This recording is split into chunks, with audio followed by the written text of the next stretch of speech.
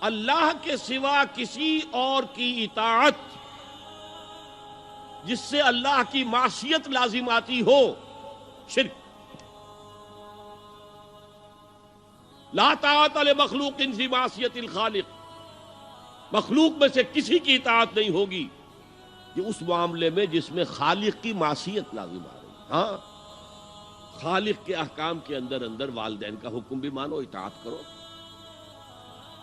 اساتذہ کا حکم مانو، کسی اور کو اپنا لیڈر مانا ہے اس کا حکم مانو، لیکن ناٹ بیونڈ وہ جو سرکل ہے کتاب و سنت کا، اس سے باہر نہیں۔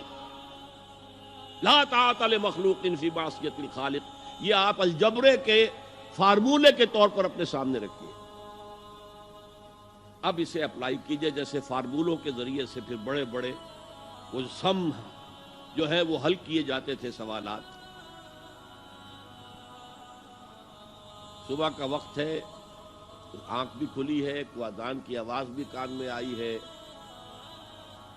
آپ کا نفس کہتا ہے ابھی سو جی۔ آپ نے اپنی چادر یا کمبل کو درست کیا اور کروٹ لی اور سو گئے۔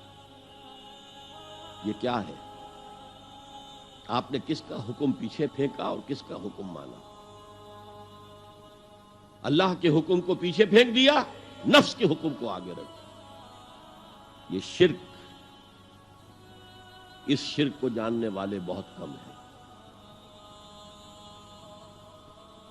مولانا روم نے خوب کہا تھا، نفس ما ہم کم ترس فرعون نیست لیکن ایراعون نیست۔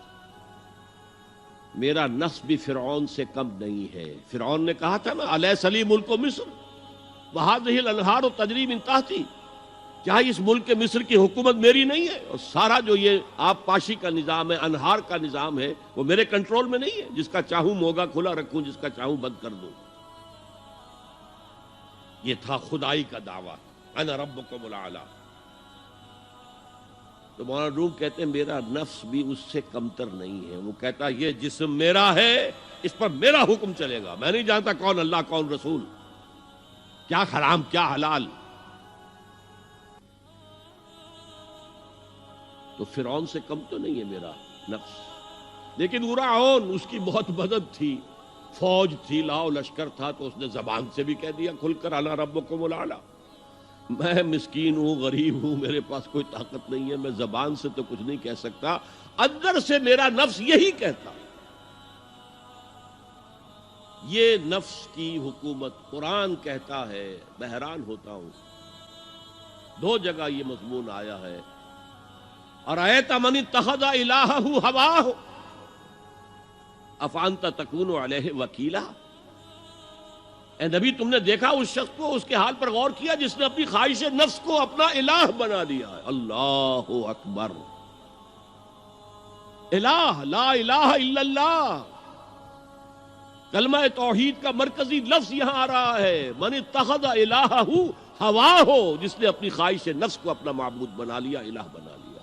افانت تکون علیہ وکیلا، کیا آپ ایسے شخص کی کوئی ذمہ داری لے سکتے ہیں؟